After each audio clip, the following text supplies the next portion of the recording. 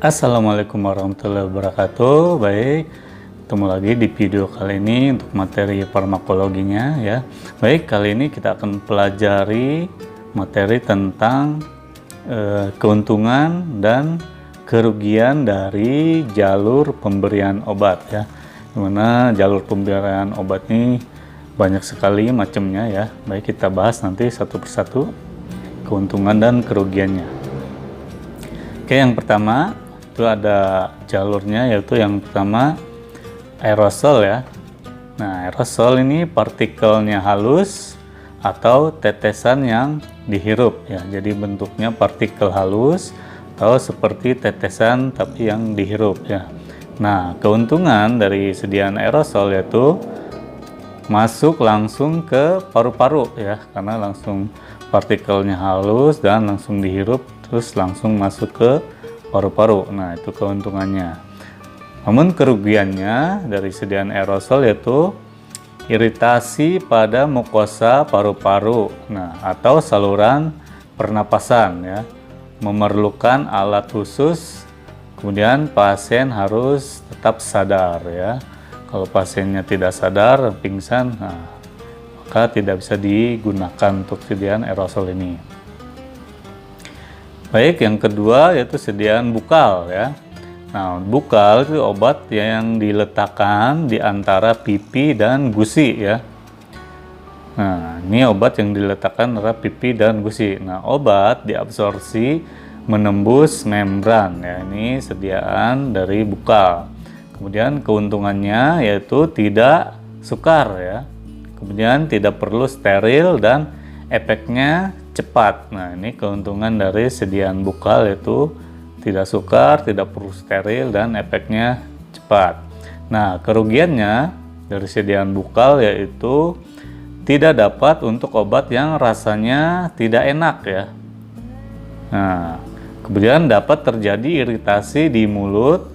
Kemudian pasien harus sadar dan hanya bermanfaat untuk obat yang sangat non-polar ya. Ini kerugian dari sediaan bukal ya. Kemudian sediaan inhalasi ya. Nah, inhalasi ini obat bentuk gas diinhalasi ya. Jadi bentukannya gas ya. Nah, keuntungan dari inhalasi yaitu pemberian dapat terus-menerus ya, walaupun pasien tidak sadar ya. Ini ya, pemberiannya terus-menerus walaupun pasien tidak sadar ataupun pingsan ya.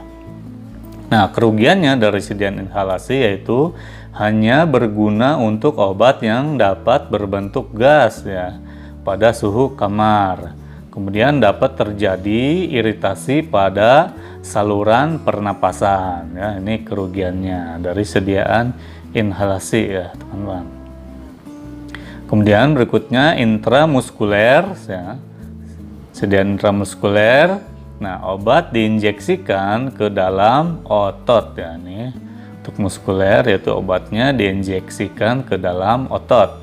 Nah, keuntungannya yaitu diabsorpsi cepat, kemudian dapat diberikan pada pasien sadar atau yang tidak sadar. Nah, ini keuntungannya sangat bagus sekali ya. Kemudian kerugiannya dari intramuskuler yaitu perlu prosedur yang steril, kemudian sakit ya.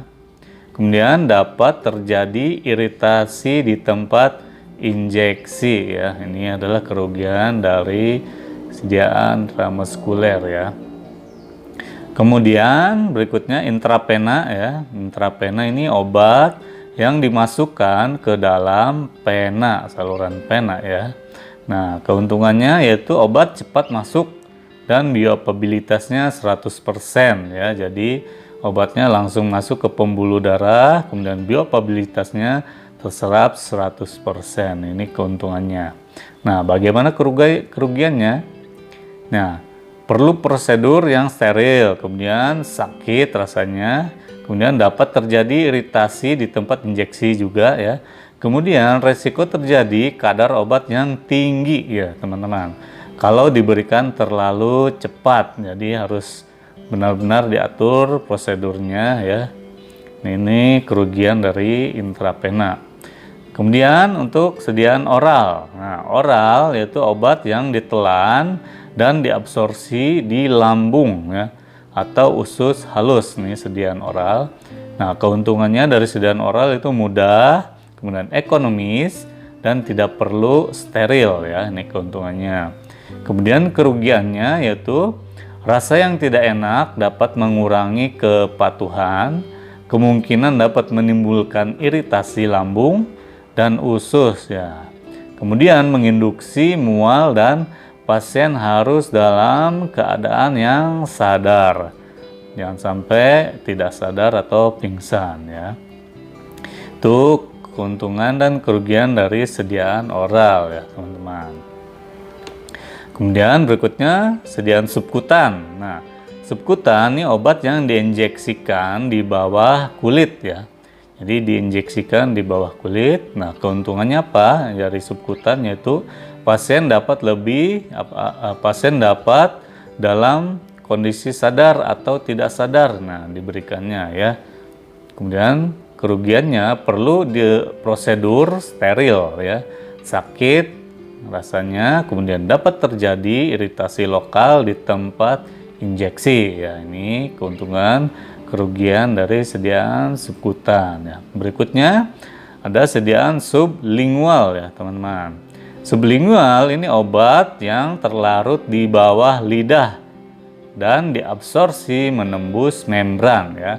Jadi obat ini larut di bawah lidah dan diabsorpsi menembus membran. Nah, keuntungannya apa? Yaitu mudah, tidak terlalu steril ya, tidak perlu steril, dan obat cepat masuk ke sirkulasi sistemik ya, teman-teman. Kemudian kerugiannya dari sublingual yaitu tidak dapat untuk obat yang rasanya tidak enak tentunya ya. Kemudian dapat terjadi iritasi di mulut pasien. Nah, ya, kemudian pasien harus sadar dan hanya bermanfaat untuk obat yang sangat larut lemak ya, teman-teman. Ini keuntungan dan kerugian dari sublingual ya. Nah, berikutnya sediaan transdermal ya. Nah, transdermal ini obat yang diabsorpsi menembus kulit ya. Keuntungannya apa? Yaitu obat dapat menembus kulit secara kontinu, tidak perlu steril, kemudian obat dapat langsung ke pembuluh darah ya. Kemudian kerugiannya apa dari sediaan transdermal? Yaitu hanya efektif untuk zat yang sangat larut lemak ya. Kemudian iritasi lokal dapat terjadi juga. Nah, ini kerugian dari transdermal ya. Baik, teman-teman. Oke, baik teman-teman, sekian untuk materi farmakologinya kali ini ya. Kita ketemu lagi di materi-materi farmasi untuk farmakologi selanjutnya ya. Assalamualaikum warahmatullahi wabarakatuh.